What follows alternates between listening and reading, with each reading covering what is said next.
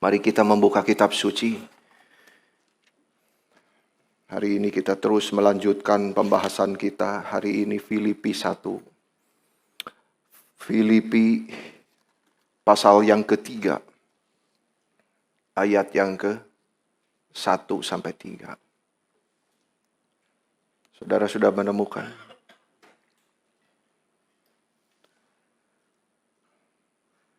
Akhirnya saudara-saudaraku, bersukacitalah dalam Tuhan. Menuliskan hal ini lagi kepadamu tidaklah berat bagiku dan memberi kepastian kepadamu. Hati-hatilah terhadap anjing-anjing. Hati-hatilah terhadap pekerja-pekerja yang jahat. Hati-hatilah terhadap penyunat-penyunat yang palsu. Karena kitalah orang-orang bersunat yang beribadah oleh Roh Allah dan berbengah dalam Kristus Yesus dan tidak menaruh percaya pada hal-hal lahiriah. Sekali lagi saudara. Akhirnya saudara-saudaraku, bersukacitalah dalam Tuhan. Menuliskan hal ini lagi kepadamu tidaklah berat bagiku dan memberi kepastian kepadamu. Hati-hatilah terhadap anjing-anjing. Hati-hatilah terhadap pekerja-pekerja yang jahat. Hati-hatilah terhadap penyunat-penyunat yang palsu. Karena kitalah orang-orang bersunat yang beribadah oleh Roh Allah dan bermegah dalam Kristus Yesus dan tidak menaruh percaya pada hal-hal lahiriah. Saudara-saudara, Paulus menuliskan di sini, akhirnya saudara-saudaraku,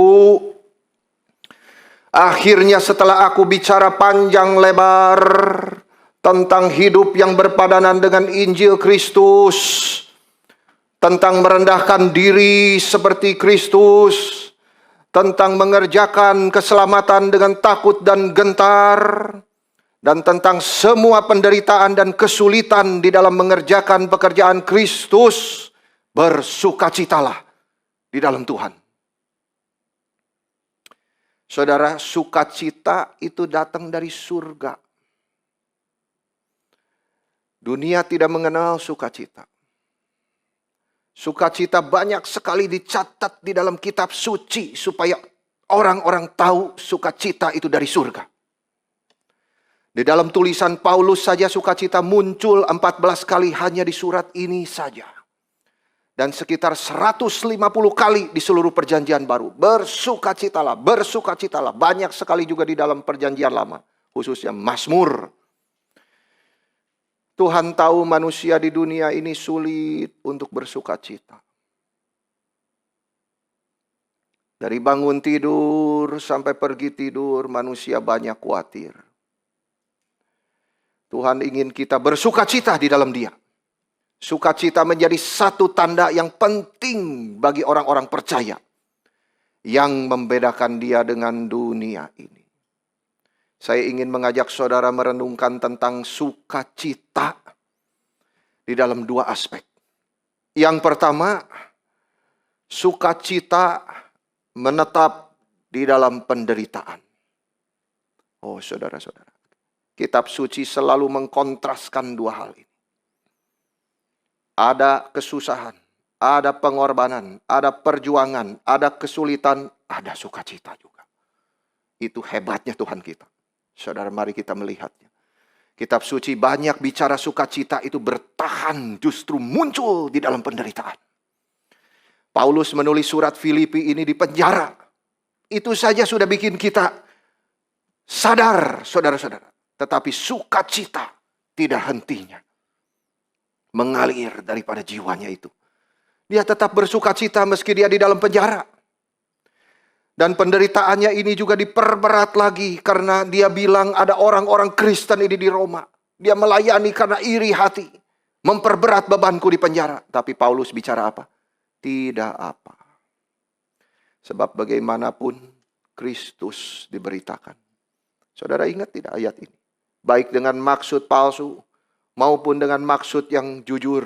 Tentang hal itu aku bersukacita. Dan aku akan tetap bersukacita. Itu luar biasanya. Jiwanya itu dikuatkan, diteguhkan oleh Tuhan. Paulus tetap bersuka cita meski dia makin susah. Kenapa saudara-saudara? Paulus bilang di ayat selanjutnya, karena aku tahu bahwa kesudahan semuanya ini ialah keselamatanku oleh doamu dan pertolongan Roh Yesus Kristus. Dia tahu hari depannya itu apa. Dijamin ada kepastian bagi orang-orang yang percaya Yesus itu. Itu dia tuliskan. Jadi sukacita itu sesuatu yang berhubungan dengan masa depan. Paulus tahu masa depannya ada di tangan Tuhan. Meskipun sekarang ini dia dipenjarakan, sebentar lagi akan dieksekusi. Tetapi dia tahu dia pasti diselamatkan oleh Tuhan. Itu keteguhan hatinya. Itu yang membuat sukacitanya itu bertahan di dalam kesulitan. Tetapi saudara perhatikan poinnya. Sukacita itu ada di dalam diri Paulus. Karena dia percaya Tuhan pegang hari depannya. Kita orang-orang yang percaya, saudara. Percaya kepada sesuatu yang tidak kelihatan. Itulah orang Kristen. Iman itu apa, saudara? Itu kita memegang sesuatu yang tidak kelihatan. Tangan Tuhan itu kita pegang. Saudara, kenapa harus khawatir hari depanmu? Apakah saudara masih khawatir tentang hari depanmu? Apakah saudara percaya rencana Tuhan itu selalu yang terbaik untuk saudara? Always the best for all his children. Itu sebabnya Paulus tidak takut. Hari depannya ada di tangan Tuhan. Dia percaya Tuhan itu bukan saja merencana, tetapi dia berkuasa. Itu loh saudara. Tuhan bukan cuma berencana, dia berkuasa menggenapkan rencananya itu di dalam diri anak-anaknya itu. Sehingga ia berani menghadapi masa depannya dengan bersukacita. Meski saat itu hari depannya terlihat gelap. Dia tidak tahu berapa lama lagi dia akan hidup. Mau makan apa besok. Dia tidak tahu. Tiba-tiba Epafroditus datang. Membawa kiriman dari jemaat Filipi. Itu pertolongan Tuhan yang nyata bagi hidup keseharian Paulus selain masa depannya yang pasti itu. Tuhan mengasihi Paulus meskipun di penjara. Apa yang perlu saudara khawatirkan jikalau Tuhan mengasihi saudara? Mungkin saudara berada di dalam penjara batinmu. Saudara tidak bebas hatinya seperti diikat oleh satu keadaan atau pikiran. Saudara percayalah kepada Tuhan yang mengasihimu, yang sudah mati dan bangkit. Supaya saudara bisa bersuka cita di dalam keadaanmu itu. Tidak tentu Tuhan angkat, tetapi saudara ada sukacita. Lihatlah Paulus. Coba lihat selanjutnya Paulus berkata di dalam pasal 2 ayat 17 sampai 18. Sekalipun darahku dicurahkan bagi ibadah dan korban imanmu, aku bersuka cita. Dan aku bersuka cita dengan kamu sekalian. Dan kamu juga harus bersuka cita demikian. Dan bersuka citalah dengan aku 4 kali. Darah korban 4 kali sukacita. Sekali lagi Paulus bersuka cita mengingat kematiannya yang mungkin sudah sangat dekat. Dan dia rela memberikan hidupnya sebagai korban bagi Tuhan. Serahkan hidupnya. Hatinya diserahkan untuk Tuhan. Ini betul-betul cirinya orang yang percaya kepada Tuhan. Hidupnya diserahkan sepenuhnya kepada Tuhan. Dia tidak takut sedikit pun akan masa depannya itu. Saudara-saudara, di dalam hal menyerahkan hidup bagi Tuhan ini, saya teringat dengan Johannes Calvin. Seorang reformator besar. Ia mempunyai pengalaman yang mirip dengan Paulus. Dia meneladani Paulus, hidupnya diserahkan untuk Tuhan. Dia berkata begini, kalimat ini terkenal sekali membangun spiritualitas orang-orang reform. Aku serahkan hatiku sebagai korban untuk Tuhan. Saudara-saudara, ia mengatakan kalimat itu bukan di dalam keadaan yang enak, tapi keadaan begitu susah. Saya cerita sedikit tentang latar belakangnya. Saat itu masa panas-panasnya reformasi yang diawali saat Luther menuliskan 95 tesis yang melawan doktrin Roma Katolik, khususnya indulgensia. Maka api reformasi itu menyala dan terus menyebar dari Wittenberg sampai seluruh Eropa. Saudara-saudara, sekitar 19 tahun kemudian, tahun 1536, Calvin saat itu masih muda. Dia belasan tahun lebih muda dari Luther, umur 26. Dia didatangi oleh William Farel malam-malam. Orang datang, saudara pikir mau ngobrol-ngobrol. Taunya Farel paksa dia untuk tinggal di Jenewa. Saudara-saudara. Tetapi Calvin mempunyai keinginan menjadi seorang scholar, cendekiawan. Hidup tenang di pedesaan di Strasbourg. Dia ingin istirahat. Tetapi ternyata Tuhan mempunyai rencana yang lain untuk dia. Malam itu, tidak sangka orang tua ini datang ganggu dia. Dia datang ke penginapan di mana Calvin menginap di Jenewa. Itu dalam perjalanan dia menuju Strasbourg, kota yang dia cintai dan impikan itu. Lalu Farel paksa Calvin melayani di Jenewa. Calvin tidak mau. Mereka debat di situ. Calvin tidak mau di Jenewa jadi pendeta. Mesti khotbah, urus jemaat. Dia maunya jadi seorang akademik. Farel itu seorang berapi-api, saudara. Lain dengan Calvin sifatnya. Akhirnya dia marah. Kiranya Tuhan mengutuk akademikmu itu. Karena di saat membutuhkan justru engkau lari daripada gereja Tuhan. Saudara-saudara, wah, Farel bantingkan pintu. Pergi dia dari rumah. Itu Calvin merasa bergumul, tidak enak hatinya di situ. Tuhan kerja di situ. Tuhan bicara di dalam hatinya. Dan singkatnya saudara-saudara, tinggallah dia di Jenewa. Dengan hati terpaksa. Lalu di Jenewa dia dan Farel kerja keras. Saudara-saudara, mereka memberitahu kesalahan-kesalahan Roma Katolik saat itu. Mereka pengaruhi orang-orang kembali kepada ajaran kitab suci. Pelayanan tidak mudah. Calvin banyak dapat penghinaan. Namanya dipakai untuk nama anjing-anjing di kota itu. Calvin dan orang-orang Protestan susah sekali waktu itu, saudara-saudara. Waktu ibadah orang bisa masuk mengganggu. Tidak perbolehkan perjamuan kudus. Ini berlainan dengan kebiasaan kita. Berhenti, saudara-saudara. Akhirnya setelah perjuangan terus berkhotbah tentang anugerah Tuhan, perdebatan keras dengan orang-orang Roma Katolik, mereka berdua diusir keluar dari Jenewa. Sepertinya sia-sia semua. Orang Jenewa tidak mau dengar reformator ini. Farel pulang ke Perancis, tetap khotbah sampai akhir hidup dia.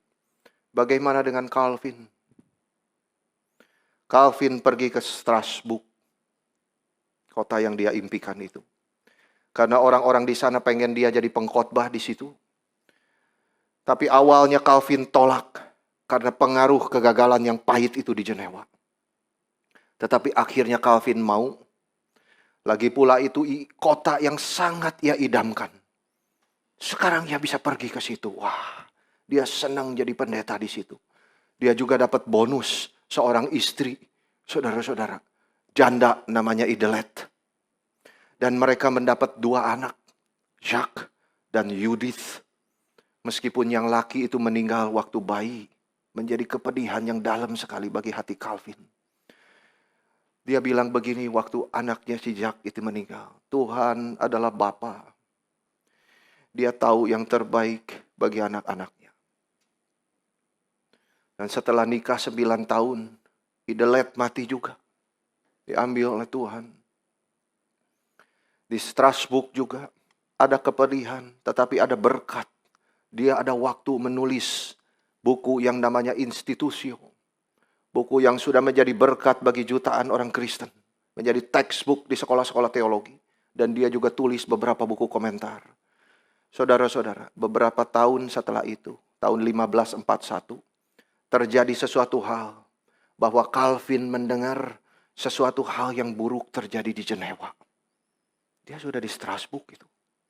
Waduh, dia pikir bisa hidup enak di Strasbourg.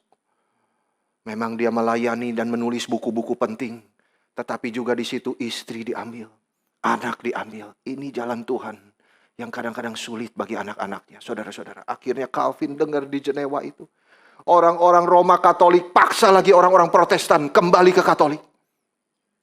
Itu sebab konsili di Jenewa kirim surat lewat utusan ke Strasbourg. Panggil Calvin, balik kembali ke sini. Mereka janji kali ini akan perlakukan John Calvin dengan lebih baik. Baca surat itu, Calvin terus mencucur air mata. Teman-temannya semua di Strasbourg tidak tahu harus apa. Mereka tidak pernah melihat pendetanya begitu stres. Setelah beberapa waktu, Calvin cerita kepada mereka. Jenewa sudah menjadi kesedihan buat saya. Jenewa adalah salib saya. Dan setiap hari saya menderita 1000 kematian. Saya ingin bantu mereka. Tetapi bagaimana saya harus kembali, Tuhan? Tidak gampang kembali kepada kota yang sudah pernah berontak. Yang pernah hina dia. Usir dia. Tetapi setelah beberapa bulan doakan, pergumulan air mata, Tuhan memberikan keyakinan di dalam hatinya untuk kembali. Kembali Calvin. Dan disitulah Calvin berkata, "Ya Tuhan, saya persembahkan hati sebagai korban kepadamu. Saya tundukkan keinginan dan perasaan saya untuk taat kepada Tuhan." Inilah kalimat yang berasal dari seorang yang begitu percaya kepada Tuhan, yang pegang hari depannya. Pikirannya sesuai dengan pikiran Tuhan, meskipun dia tidak mau. Perasaannya sesuai dengan perasaan Tuhan, meskipun dia tidak senang. Saudara-saudara, akhirnya Calvin kembali ke Jenewa dan tinggal di sana sampai akhir hidupnya. Dia berkhotbah, mengajar, dan menulis buku-buku. Ada pengorbanan, tapi ada sukacita. Dan berkatnya untuk dunia tidak pernah bisa dia sendiri bayangkan sebelumnya. Dari terpaksa, ada air mata, kecewa, Tuhan pakai itu semua. Sumbangsihnya bagi dunia politik, ekonomi. Kita bisa menikmati kitab suci sekarang. Kebaktian, katekisasi, sekolah minggu, buku-buku teologi. Sampai saudara-saudara kalau tahu arloji yang sekarang the best masih bikinan di Jenewa. Ada sealnya, Genevan Seal. Itu sumbangsih daripada khotbah-khotbah Calvin di kota itu. Yang mempengaruhi etos kerja daripada orang-orang di situ. Pelayanan Calvin tidak mudah. Banyak serangan, tetapi Tuhan menguatkan dia. Terus pakai dia. Setia bertahun-tahun. Ada air mata, ada sukacita. Akhirnya pelayanannya membawa kemuliaan bagi Tuhan. Kita teruskan saudara-saudara. Paulus berkata, akhirnya bersukacitalah dalam Tuhan. Itu bagian yang kita baca tadi. Tetapi jangan lupa saudara-saudara, ayat sebelum itu apa? Epafroditus nyaris mati karena pekerjaan Kristus. Saudara lihat tidak? Ada derita, ada kesulitan, ada sukacita. Selalu bersandingan. Selalu bersamaan. Itu membuktikan kuasa Tuhan. Coba lihat sukacita ini, saudara. Epafroditus yang pertaruhkan jiwanya, ia nyaris mati untuk pekerjaan Kristus. Tetapi kemudian Paulus berkata, bersukacitalah dalam Tuhan. Ada sukacita senantiasa di hati orang yang berkorban untuk Tuhan. Saudara, John Wesley itu waktu pelayanan keliling selama 3 minggu bersama dengan pendeta Nelson. Dia pelayanannya begitu sulit saat itu. Tidak ada tempat tidur yang nyaman. Badan sakit semua, tidur di lantai, saudara-saudara. Di pasir yang keras tanpa matras itu. Wesley pakai mantelnya Nelson, jadikan bantal. Nelson pakai buku, jadikan bantal, saudara-saudara. Satu hari setelah pelayanan selesai, Nelson cerita begini. Pernah satu hari subuh-subuh jam 3, katanya. Itu dua-dua sudah susah tidur, tapi mereka tetap jam mata, ya diam-diam, dua tidur. Wesley balik badan, tepuk dia. Karena dia lihat dia tidak tidur juga, gelisah. Wesley bilang begini, Mr. Nelson, kita harus bersuka cita. Karena meski badan sakit semua, bersyukur masih sebelah. Sebelah lagi belum. Tidurnya bisa sebelah. Saudara-saudara, kulit sudah lecet-lecet bagian sini belum. Itu saudara-saudara. Itu sukacita orang yang mengerjakan panggilan Tuhan. Sukacita orang yang melayani Tuhan. Semuanya sama. Dari Paulus, Timotius, Epafroditus, Calvin, semua sama. Ada sukacita di dalam setiap pengorbanan mereka. Saudara-saudara, kalau kita perhatikan di dalam pengalaman Paulus, bersukacitalah di dalam Tuhan. Ini nasihat yang senantiasa berhubungan dengan apa, saudara? Ketaatan di dalam menjalankan panggilan. Mungkin kita pikir, aduh, itu orang-orang besar semua. Saya tidak mungkin seperti itu. Salah, saudara. Itu sebabnya Tuhan suruh Paulus tulis Epafroditus. Kita sudah bahas minggu kemarin. Dia kerjaannya sederhana. Tetap saja Paulus bilang, aku memuji dia, hormati orang seperti dia. Dia sedang bekerja bagi Kristus. Dia disebut berjuang di dalam pekerjaan Kristus, nyaris mati. Paulus menderita di dalam pelayanannya mengerjakan kehendak Tuhan, saudara. Epafroditus nyaris mati menjalankan panggilan dia. Calvin juga begitu. Semua panggilan bukan dilihat dari tinggi rendahnya sesuatu pekerjaan yang dikerjakan. Tetapi hatinya itu yang diserahkan untuk Tuhan. Dan setia kerjakan apa yang Tuhan panggil. Itu poinnya. Saudara-saudara, di dalam teologi Martin Luther, dia melihat panggilan itu di dalam God's goodness. Selalu di dalam kebaikan Tuhan, di dalam ciptaannya. Itu panggilan Tuhan. Dan selalu diletakkan oleh Luther di dalam pengampunan dosa. Jadi orang yang menerima panggilan itu menjadi orang percaya. Dia dipanggil oleh Tuhan. Dia sudah berada di dalam Kristus. Sudah diampuni dosanya. Mereka mengerjakan pekerjaan itu sebagai panggilan dari Tuhan. Jadi dipanggil 2 kali. Satu dipanggil untuk selamat, satu dipanggil untuk kerja. Dan terakhir dipanggil untuk kembali. 3 kali. Itu sebabnya mereka mengerjakan tugasnya itu dengan sukacita untuk menyenangkan Tuhan yang sudah panggil dia. Semua pekerjaannya itu dilihat sebagai panggilan. Karena ada yang panggil saya mengerjakan ini. Itu konsep vokasi dari Luther. Panggilan itu tidak lepas dari pengampunan dosa. Saya kerja, ada aspek kasih karena saya sudah dikasihi. Karena Kristus sudah mati untuk saya. Itu sebab saya kerja. Untuk menyalurkan kasih saya kepada orang lain. Kita sama-sama orang berdosa yang dipanggil Tuhan. Dan diberi tugas masing-masing sesuai dengan bijaksana dari Tuhan. Dan keadilan dia sendiri. Jadi di dalam hidup kita masing-masing semua panggilan itu sama. Tidak ada yang lebih tinggi atau lebih rendah.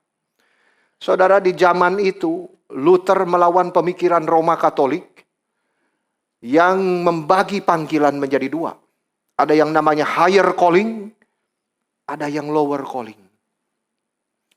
Yang higher calling itu orang-orang yang dipanggil jadi biarawan. Oh, mereka tinggalkan kerjaan sehari-hari, masuk biara, pergi tapa. Itu digambarkan, saudara, istilahnya. Mereka mau jalan di tol, tidak ada gangguan. Iya toh, tidak ada speed limit. Iya toh, bebas, tidak bayar pajak.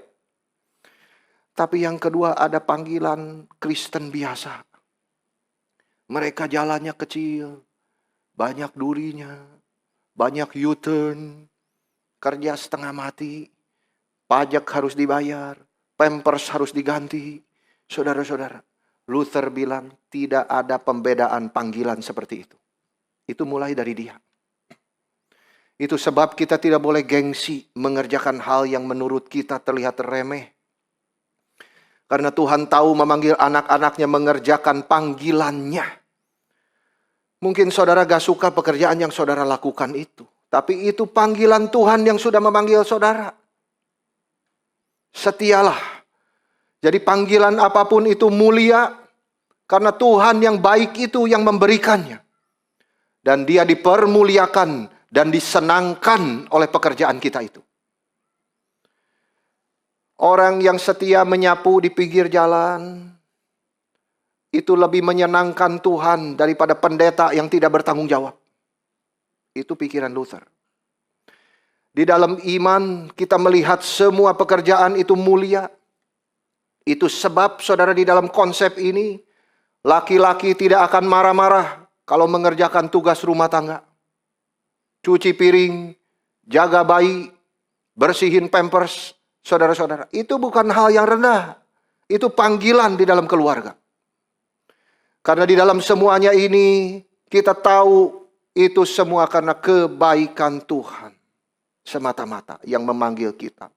Itu sebab kita menjalankan tugas dengan bertanggung jawab untuk menyenangkan Tuhan. Demikian ibu rumah tangga mengerjakan tugasnya dengan setia. Setiap anak mengerjakan panggilannya di dalam studi dengan rajin. Semua ini memperkenan Tuhan yang memanggil kita. Saudara-saudara, kita harus setia kepada tugas-tugas tanggung jawab kita. Baik di dalam keluarga, baik di dalam masyarakat, dan di gereja. Ada letih, ada air mata, tetapi ada sukacita yang Tuhan senantiasa sediakan. Kalau semuanya itu dikerjakan dengan hati yang dipersembahkan bagi kemuliaan Tuhan. Biarlah masa depan tetap tersembunyi bagi kita. Tetapi sekarang itu fokusnya. Kerjakan apa yang seharusnya kita kerjakan. Kita harus hidup di bawah pimpinan firman Tuhan. Di situ ada sukacita, meskipun ada kesulitan. Dan tidak sadar Tuhan akan terus menjadikan kita berkat bagi orang lain. Itu yang pertama. Sukacita bertahan di dalam penderitaan. Yang kedua, saudara-saudara. Bagaimana sukacita itu bisa tetap berada di dalam diri kita. Very practical. Seringkali orang Kristen hilang sukacitanya. Padahal kita tahu seharusnya kita bersukacita. Tapi keadaan ini Tuhan sering membuat saya sedih. Sukacita surgawi bukan tidak ada air mata, saudara-saudara. Bukan, kita sudah melihat tadi semuanya itu. Semua orang kudus di dalam kitab suci pernah menangis. Tetapi jiwanya tetap bersukacita. Apa rahasia sukacita bisa tetap ada di dalam diri kita, saudara? Hanya ada satu jawaban di dalam firman Tuhan. Dan kita harus ikut semua yang diperintahkan di dalamnya. Kitab suci itu berisi luar biasa, saudara. Firman-firman Tuhan yang membangunkan jiwa kita. Sama seperti kita ikut petunjuk daripada resep dokter duniawi kita. Kalau kita sakit, cepat pergi ke dokter. Dia kasih obat. Kita beli. Sama juga. Kalau kita kurang sukacita, datang sama Tuhan. Ikut obat yang diberikan Tuhan. Karena sukacita itu tidak bisa dijelaskan secara ilmiah. Secara riset teknologi tidak bisa. Secara data-data tidak bisa, saudara. Itu gaib, asalnya dari surga. Dari Tuhan. Itu sebab hanya Tuhan yang bisa memberikan kita resepnya. Obatnya. Yang pertama adalah iman kepada Kristus. Itu sebabnya Paulus berkata, bersukacitalah tidak berhenti, tetapi di dalam Tuhan. Itu artinya apa, saudara? Itu artinya sukacita itu hanya diberikan kepada orang yang sudah menyerahkan hidupnya kepada Yesus Kristus. Yesus yang menjadikan sukacita itu kepada mereka yang mengikut Dia dengan sepenuh hatinya. Dunia tidak mengenal sukacita. Dunia mengenal positive thinking, inner peace, lewat meditation, yoga, segala macam. Saudara-saudara, apakah masih ada saudara yang sedang mencari bahagia, mencari selamat di luar Yesus? Renungkanlah cinta Tuhan yang sudah mati di atas kayu salib itu untuk saudara. Untuk membersihkan dosa-dosamu. dan memberikan bahagia yang sesungguhnya. Kita tidak mungkin bicara sukacita di luar Kristus. Kita harus menyerahkan hidup kita sepenuhnya. Sepenuhnya. Bukan hanya menyerahkan. Sebagai korban, artinya sepenuhnya. Ini saya korbankan diri saya untukmu Tuhan. Hidup saya. Itu baru ada harapan untuk bersukacita. Itu maksudnya bersukacitalah di dalam Tuhan. Obat yang kedua, setelah percaya Yesus, obat untuk bersukacita adalah damai sejahtera. Di dalam hal itu, hidup suci dan percaya itu adalah syaratnya. Setelah orang jadi Kristen, orang bisa meragukan. Orang bisa tidak punya damai sejahtera itu di dalam hati mereka. Karena apa saudara? Karena dua hal tadi. Hidupnya tidak suci. Dan hidupnya penuh keraguan. Roma 14 ayat 17 begini bunyinya. Sebab kerajaan Allah bukanlah soal makanan dan minuman. Tetapi soal kebenaran, soal damai sejahtera, dan sukacita oleh Roh Kudus. Kenapa banyak orang Kristen tidak sukacita, saudara-saudara? Ada dua kemungkinan. Karena mereka masih hidup di dalam dosa.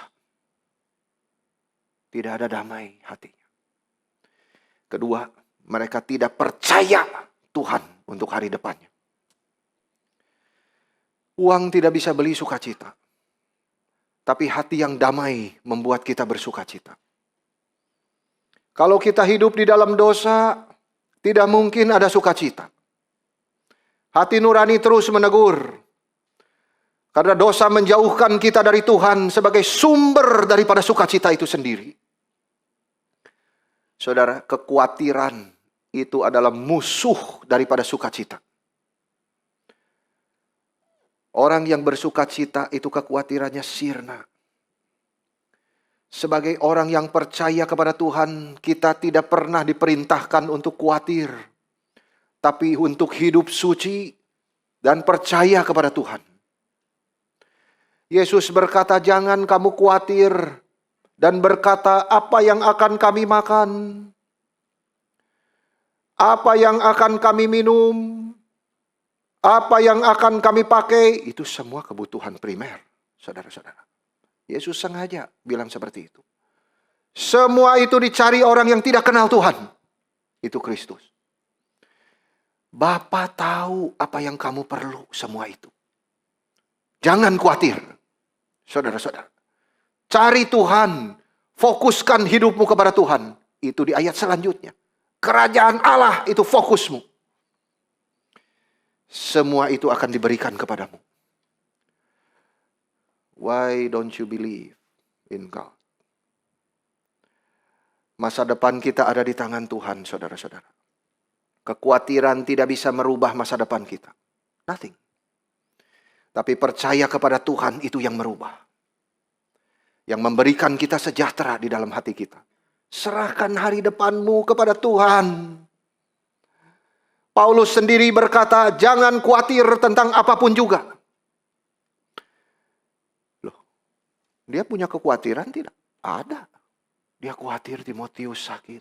Dia khawatir Epafroditus sudah sakit. Cepat-cepat kembalikan kepada jemaat di Filipi. Saudara-saudara. Tetapi itu bukan kekhawatiran yang dia maksud di sini. Jangan khawatir tentang apapun juga. Maksudnya kekhawatiran itu kecemasan yang tidak ada dasarnya. Saudara-saudara, sesuatu yang berlebihan di dalam pikiranmu itu. Jangan kamu khawatir tentang apapun juga. Maksudnya, jangan cemas untuk hari depanmu yang belum terjadi. Jangan pikir yang berlebihan, terus pikiran buruk itu menguasaimu. Tetapi dia lanjutkan, dengar saudara. Nyatakanlah di dalam segala hal keinginanmu kepada Allah di dalam doa, permohonan, dan ucapan syukur. Maka janji Tuhan, Damai sejahtera Allah yang melampaui segala akal akan menjaga hati dan pikiran kita di dalam Kristus Yesus. Luar biasa saudara-saudara. Janji Tuhan. Itu obat yang kedua. Percaya. Tinggalkan dosa. Percaya kepada Tuhan. Ambil damai sejahtera dari Dia. Obat yang ketiga apa saudara? Setelah diselamatkan di dalam Tuhan, kita mau hidup percaya, hidup suci. Lalu yang ketiga ini berhubungan erat dengan firman Tuhan. Sukacita surgawi itu selalu hadir sesuai dengan bertambahnya pengetahuan kita terhadap firman Tuhan. Ada aspek intelektual, yes. Saudara-saudara. Yohanes 15 ayat 10-11 berkata begini. Jikalau kamu menuruti perintahku, itu artinya belajar firman. Yang dimengerti dituruti. Jikalau kamu menuruti perintahku, kamu akan tinggal di dalam kasihku. Seperti aku menuruti perintah Bapakku dan tinggal di dalam kasihnya. Semuanya ini kukatakan kepadamu supaya sukacitaku ada di dalam kamu. Sama-sama dengan Yesus. Sukacita kita itu, saudara. Kita menderita, Yesus pernah lebih menderita dari kita. Kita bahagia itu untuk kemuliaan Dia. Kita sambil peluk Yesus, sukacitaku ada di dalammu, sukacitamu ada di dalamku. Kita milik Kristus, hidup mati kita ada di dalam Dia. Saudara-saudara, Yesus berkata, semuanya itu kukatakan kepadamu, supaya sukacitaku ada di dalam kamu, dan sukacitamu menjadi penuh. Sukacita itu sangat berkaitan dengan perintah Tuhan dan firman Tuhan. Kita harus menaruh perhatian yang khusus kepada segala peringatan-peringatan yang diberikan oleh firman Tuhan. Di bagian ini Paulus mengeluarkan peringatan yang keras di ayat 2. Apa itu? Hati-hatilah terhadap anjing-anjing. Hati-hatilah terhadap pekerja-pekerja yang jahat. Hati-hatilah terhadap penyunat-penyunat palsu. Kita harus indahkan perintah ini. Ini ditujukan zaman itu kepada kaum Yudaiser. Apa itu Yudaiser? Yudaiser itu orang Yahudi yang sudah terima Injil, tapi hidupnya masih diikat tradisi Yahudi. Itu Yudaiser. Mereka tidak mau lepas. Ya toh. Lalu mereka berusaha mempengaruhi orang-orang Kristen di situ. Kamu nggak cukup cuma percaya saja sama Yesus. Tidak bisa. Harus ditambah sunat. Baru kamu bisa selamat. Untuk hal ini Paulus berkata keras sekali kepada guru-guru palsu itu di Galatia, saudara. Bukan di sini. Paulus bilang begini, sekalipun kami atau seorang malaikat dari surga memberitakan kepadamu suatu Injil yang berbeda dengan Injil yang telah kami beritakan kepadamu, terkutuklah dia. Waduh, keras sekali. Anjing-anjing, pekerja jahat, penyunat palsu, terkutuklah dia. Betapa Tuhan ingin kita sadar anugerah itu, saudara. Bahwa kita diselamatkan itu hanya anugerah. Tidak perlu ditambah yang macam-macam. Itu anugerah Tuhan. We saved by grace of Christ Jesus. Itu sebabnya saudara Paulus mengatakan 3 kalimat yang keras sekali di sini. Hati-hatilah anjing-anjing. Hati-hatilah pekerja-pekerja yang jahat. Hati-hatilah penyunat-penyunat palsu itu. Saudara, kalimat anjing ini bagi kita yang suka anjing. Waduh, apa ini? Hati-hatilah dengan anjing. Kenapa saudara? Anjing itu baik. Ya setia. Ya toh, saudara yang suka anjing itu tahu sekali. Ya mereka itu sampai begitu loyal kepada pemeliharanya, tuannya, saudara-saudara. Anjing tidak pernah mencuri. Kenapa saudara? Dia malah banyak hibur kita, menjaga kita. Aduh Paulus, sepertinya salah. Tetapi saudara, bagi orang Israel di zaman itu tidak begitu. Anjing itu binatang pemulung yang makannya bangkai, sampah, kotoran di situ. Nah itu sebab mereka itu dijadikan sesuatu gambaran dari sesuatu yang najis. Gitu. Jadi bagi Yahudi, anjing itu adalah kiasan yang sempurna katanya bagi mereka yang bukan Yahudi. Kurang ajar saudara-saudara memang. Orang bukan Yahudi disebut anjing-anjing itu. Jadi Paulus balikin itu konsepnya saudara. Menampar muka mereka sendiri. Istilah anjing itu dipakai kembali untuk mereka. Yang makan sampah-sampah peraturan-peraturan dunia itu. Luar biasanya. Jadi anjing-anjing ini mewakili sifat mereka yang menolak anugerah. Sehingga pikirannya itu semua dipenuhi perbuatan-perbuatan melalui peraturan-peraturan yang dibikin sendiri. Yang kedua, Paulus berkata juga mereka adalah pekerja-pekerja yang jahat. Artinya apa saudara? Mereka sepertinya melakukan Taurat. Oh begini sampai ratusan butir saudara. Mereka perhatikan semuanya itu. Taurat 10 tidak cukup. Misnah. Lakukan sampai ratusan butir saudara-saudara. Perhatikan Sabat. Penjahit baju tidak boleh bikin baju Jumat malam. Saudara-saudara. Gendong anak tidak boleh. Binatang jatuh ke solokan jangan ditolong. Saudara-saudara. Itu semua peraturan bikinan manusia. Padahal Taurat Tuhan itu sendiri yang intinya kasih. Mereka tidak ngerti. Saudara-saudara. Itu sebabnya Paulus bilang pekerja-pekerja jahat. Itu maksudnya apa? Kamu ini semua tidak pernah mengerjakan Taurat sebetulnya. Melalui aturan-aturan yang kamu bikin sendiri itu. Saudara-saudara, ini sesuatu ironi bagi kaum Yudaiser itu. Yang berpikir, saya sudah melakukan Taurat. No, saudara-saudara. Itu semua peraturan yang dibikin manusia. Jadi pekerja-pekerja jahat ini mewakili kelakuan. Saudara-saudara. Yang tadi anjing-anjing itu mewakili apa saudara-saudara? Sifatnya mereka. Yang menolak anugerah. Sekarang ini mewakili sesuatu kelakuan yang mereka keluarkan. Pentingkan ritual ini itu. Tidak boleh ini, tidak boleh itu. Hatinya tidak ada kasih. Saudara-saudara. Yang ketiga, Paulus berkata apa? Penyunat palsu. Ini Paulus yang digunakan kalau di sini semua sunat sama. Tapi bahasa asli beda. Saudara. Satu istilahnya mutilasi. Satu lagi sunat.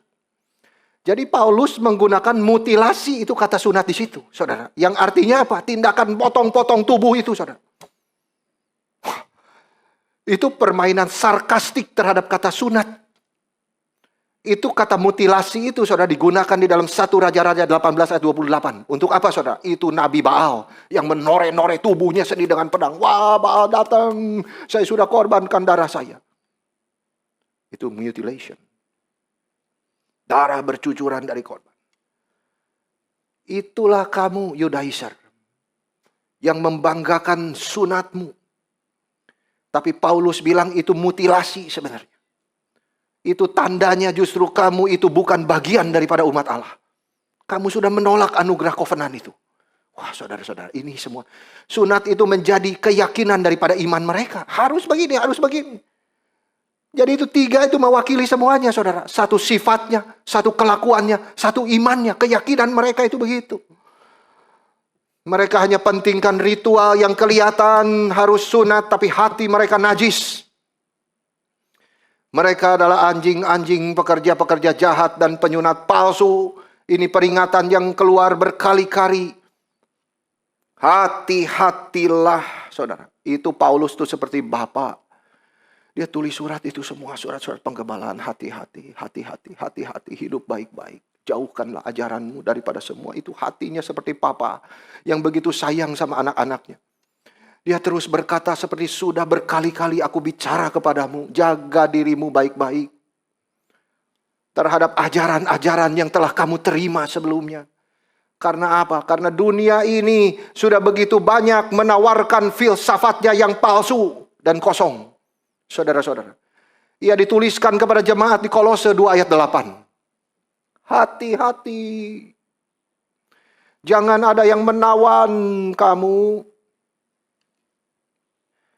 Firman Tuhan itu ajaib saudara. Itu dipakainya kata menawan. Menawan itu bukan sekali dengar. Bukan 2 kali dengar. Tetapi berkali-kali dengar. Jadi benar. Yang salah jadi benar. Jangan ada yang menawan kamu. Seperti saudara melihat sesuatu barang yang bagus. Aduh, sekali gak apa-apa lah. 2 kali, 3 kali. Pengen beli, saudara-saudara. Itu jangan sampai ada yang menawan kamu dengan filsafatnya yang kosong dan palsu. Menurut ajaran turun-temurun dan roh dunia. Ini bukan artinya kita tidak boleh mempelajari filsafat dari Aristoteles atau Plato. Lain, itu bukan maksud Paulus. Tetapi falsafah yang dilarang ini adalah sesuatu falsafah yang sumbernya dari semangat zaman. Lalu diturunkan daripada generasi kepada generasi yang selanjutnya. Kita semua tahu apa semangat zaman di dalam postmodern. Salah satunya materi bikin orang bahagia. Sukses itu artinya apa? Oh, banyak uang. Itu sebab cari uang sebanyak-banyaknya. Kadang-kadang kita kasih nasihat sama anak ya saudara-saudara. Motivasi baik. Tapi belum tentu benar sesuai firman Tuhan. Harus hati-hati. Yang penting kamu sekolah itu bisa hasilkan uang yang banyak. Pilih jurusan yang bisa hasilkan uang yang banyak. Itu prinsip salah, saudara-saudara. Saudara sedang tidak mengerti kehendak Tuhan. Bukan suruh cari kehendak Tuhan, tapi malah difokuskan ke dalam materi. Itu semangat zaman ini. Falsafah itu dibungkus dengan manis-manis, saudara-saudara, yang menawan hati kita. Lalu ditawarkan melalui media kepada generasi-generasi. Mempengaruhi semua penontonnya. Hati-hatilah. Selalu kembali kepada firman, check and recheck. Firman terus. Karena falsafah dunia ini sudah mengkristalisasi menjadi sesuatu semangat zaman. Yang diterima oleh begitu banyak orang dan mau tidak mau mempengaruhi cara pikir kita juga pelan-pelan. Kita menjadi seperti lumpuh. Tidak bisa lagi melihat sisi negatif daripada nasihat-nasihat yang kosong dan palsu itu.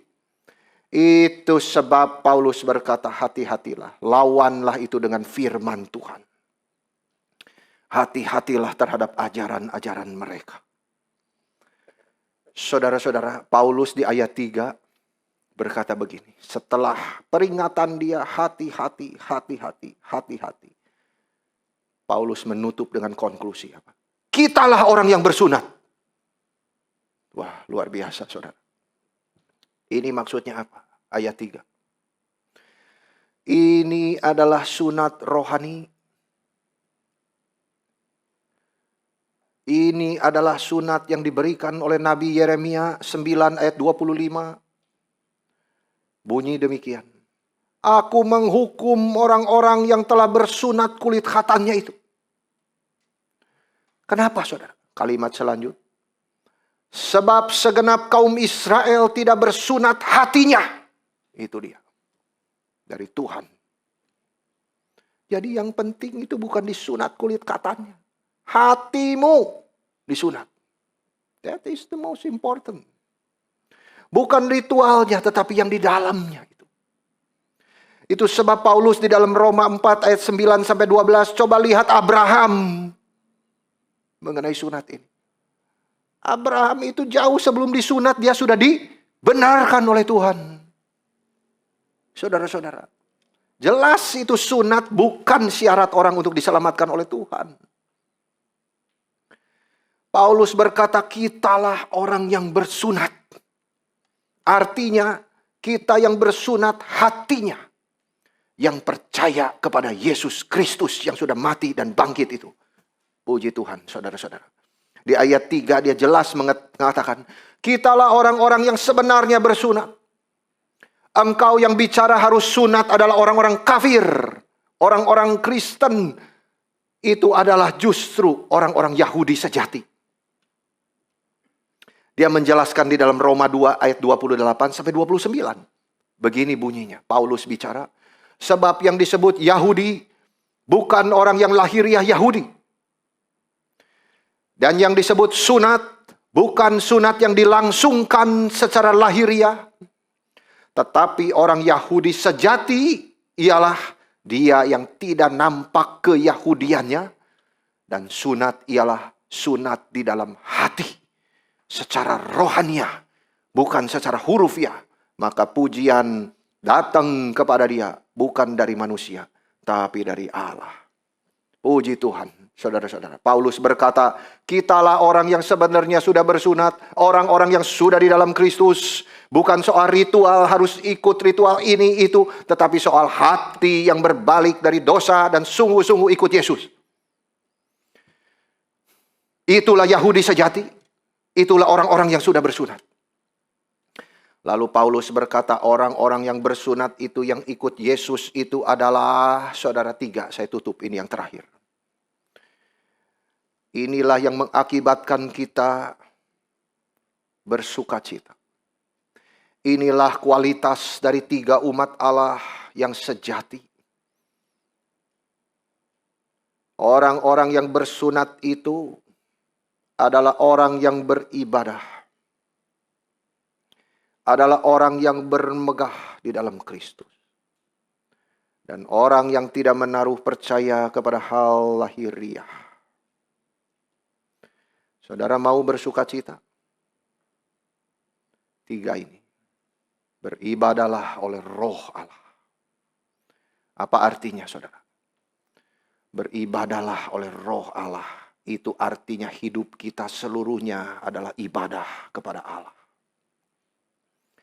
Bukan cuma hari Minggu di gereja. Tetapi seluruh hidup kita persembahkan menjadi ibadah bagi Tuhan. Bukti dari sunat hati itu adalah berdiamnya Roh Allah di dalam hati kita. Yang membebaskan kita dari perbudakan beribadah lokalitas. Beribadah di satu tempat itu. Tidak. Kamu bisa beribadah dimanapun. Saudara-saudara. Tapi Roh Kudus itu justru membebaskan kita dari perbudakan itu. Dia memampukan kita melakukan seluruh panggilan di dalam hidup kita.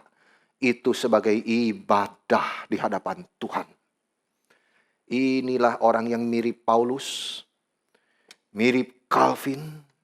Aku serahkan hatiku sebagai persembahan yang hidup bagimu ya Tuhan. Itu orang yang beribadah oleh Roh Allah. Hari Senin sampai Sabtu. Hidupnya dipimpin Roh Kudus. Sama seperti hari Minggu. Di saat dia beribadah di gereja.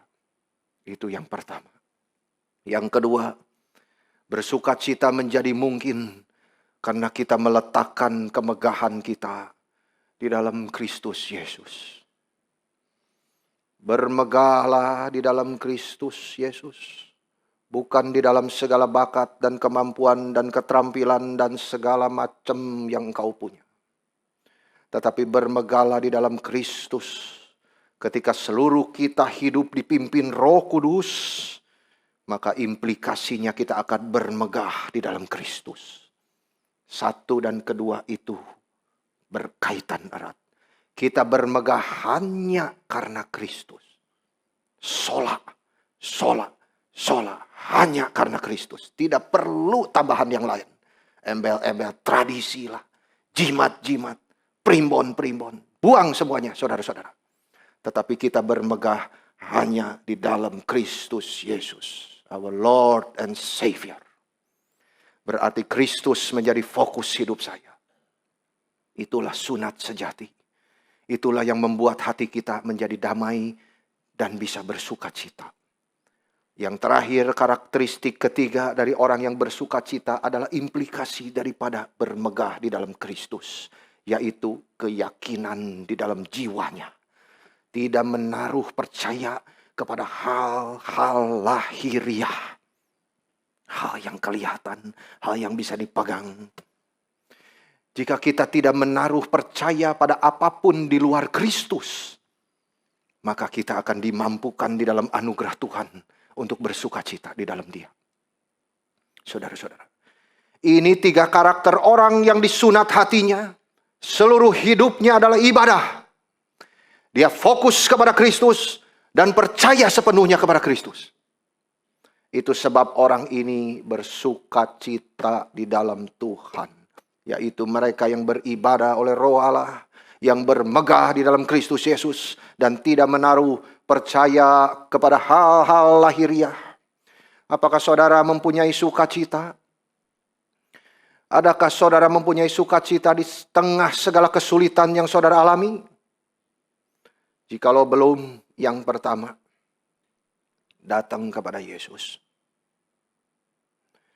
Ini syarat yang paling awal. Paulus berkata, bersukacitalah di dalam Tuhan. Tanpa Yesus tidak mungkin ada sukacita. Malam ini saudara berlutut di pinggir ranjangmu. Bertobat mengakui segala dosamu kepada Tuhan. Datang kepada Kristus dengan hati yang rendah. Ia akan mengampuni segala dosamu. Tuhan mencintai orang yang hancur hatinya. Saudara tidak boleh lupa itu. Tidak mungkin orang yang bermusuhan dengan Allah bisa bersuka cita. Tetapi ketika saudara datang kepada Yesus bertobat, Ia akan memberikan hati yang baru yang bisa bersuka cita di tengah penderitaan. Kiranya anugerah dan cinta Tuhan mendorong saudara. Yang kedua, saudara-saudara, langkah selanjutnya daripada Paulus. Jadikan seluruh pekerjaan saudara sebagai ibadah kepada Tuhan. Berarti kita menyerahkan hati kita kepada Tuhan sebagai korban yang hidup. Ada air mata, tapi ada sukacita. Menjadi jaminan, menjadi kekuatan untuk terus maju, mengikut Tuhan. Yang ketiga, percayakan hari depanmu kepada Tuhan. Ini orang yang bermegah di dalam Kristus. Di hatinya hanya ada Kristus, dia tidak ada yang lain. Yang terakhir, orang yang sandar sepenuhnya kepada Tuhan, pasti tidak akan sandar hal-hal lahiriah. Disitulah saudara akan bersukacita di dalam Tuhan. Jikalau terbebas dari semua kekhawatiran akan materi. Karena pengharapan selalu ada di dalam Kristus Yesus Tuhan kita. Saya mengutip kalimat Paulus untuk menutup khotbah hari ini. Di dalam Roma 15 ayat 13. Begini firman Tuhan. Semoga Allah, sumber pengharapan, memenuhi kamu dengan segala sukacita dan damai sejahtera di dalam iman kamu. Supaya oleh kekuatan Roh Kudus kamu berlimpah-limpah di dalam pengharapan. Sampai di sini kiranya Tuhan menolong kita semua. Amin.